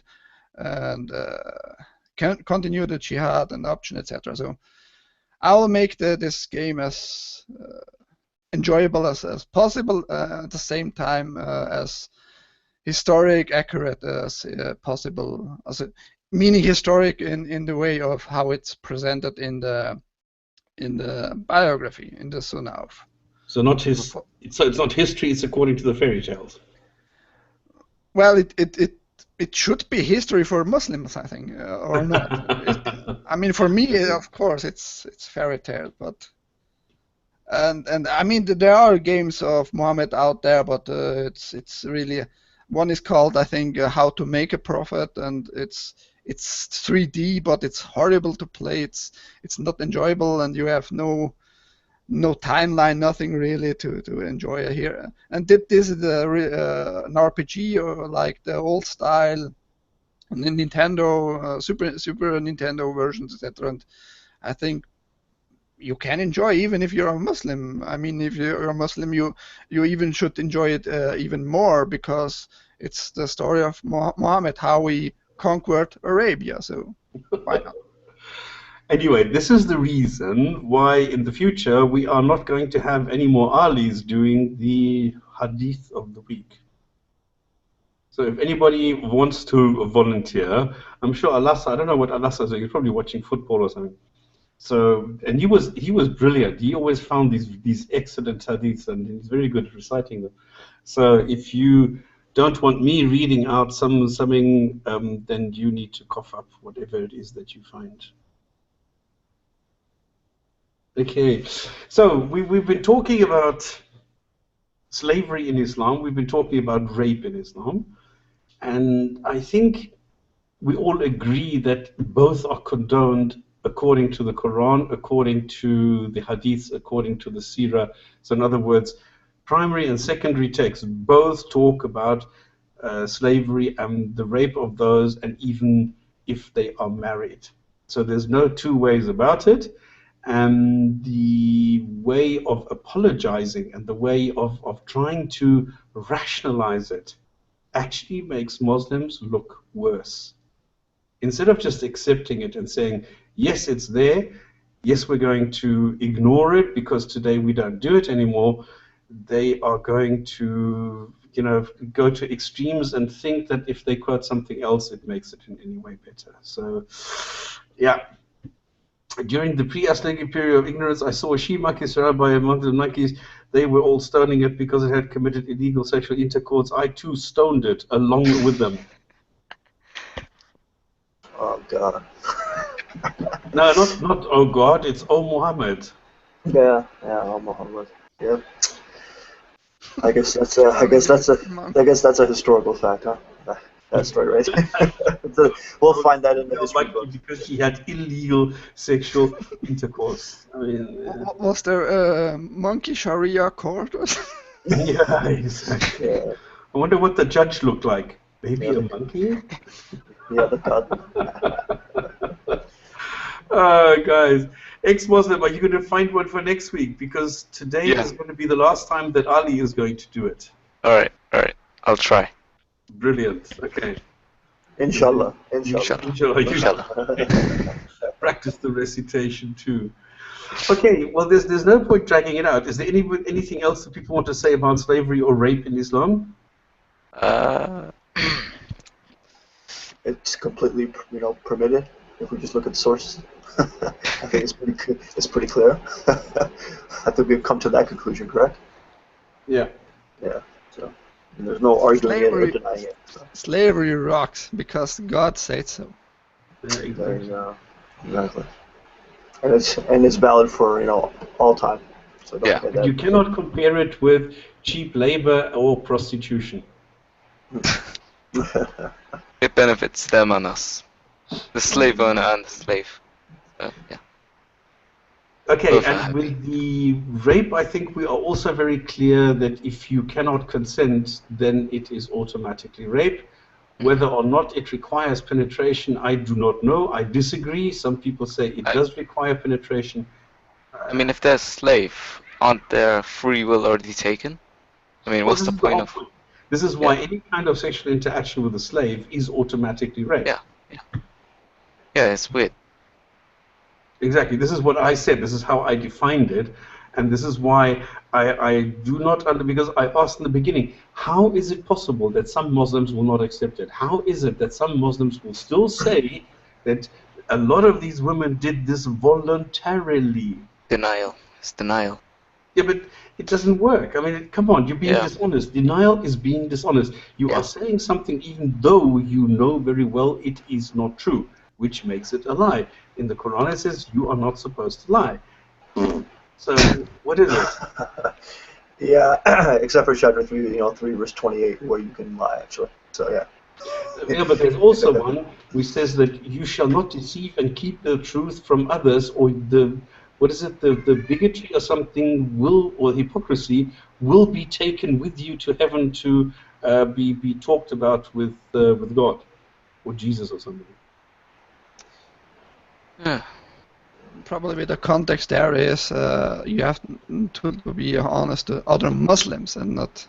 Yeah, exactly. Yeah. And this is exactly this wriggling, this wiggle room that they create for themselves. Yeah. Okay. All right, then.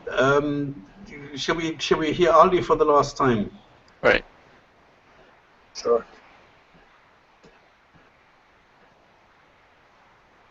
Mohammed, for how long are we now friends? I don't know. I don't even believe in talking trees. That would be stupid.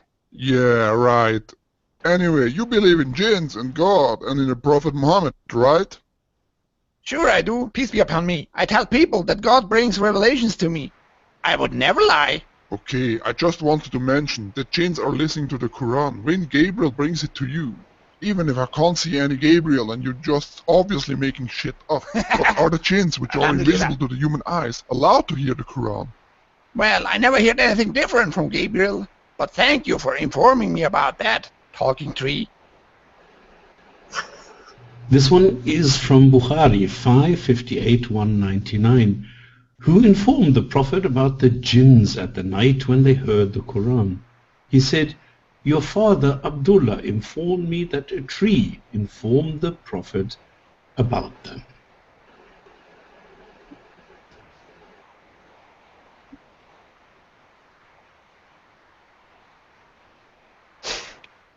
Oh, Wow. and people believe this stuff. Yeah. Pathetic. Really is pathetic. It has been revealed to me that the Quran is said indeed they've heard such an amazing Quran. Yep. Only to him. It's been revealed only to him. By the talking tree. Yeah. Yeah. His best friend. You have talking And obviously trees, he talking didn't have angels, talking gods, talking donkeys, talking ants, talking. Oh my not a delusion. goodness! So it's not a delusion. Okay, guys, thank you very much. It's been fun talking about this. I realize we haven't solved anything. Nope. We have not managed to make any inroads. We have not managed to come up with any kind of strategy what to do, because we only have facts. We only have truth. We don't have anything else. I have a strategy. Build a wall. Yeah. Build a wall. What? Hashtag Build a fence around Mecca and make No, it around to Islam. Disney World or what? Just around Islam. Yeah. Oh, it's amazing. All right, gents. Then we shall talk again next Sunday, when it's going to be 6 p.m. If you want to join, you can do it on lots of ways. Go to live.godless.ch if you want to just listen and you want to maybe type some questions or whatever. If you have any questions, if you have any comments, if you have any whatever corrections, please do come and talk to us. I'd love it. If you want to come and participate and talk, then you just go to hangout.godless.ch. And past episodes are available either on archive.godless.ch or here on YouTube. See you all next week. Thank you. Bye-bye.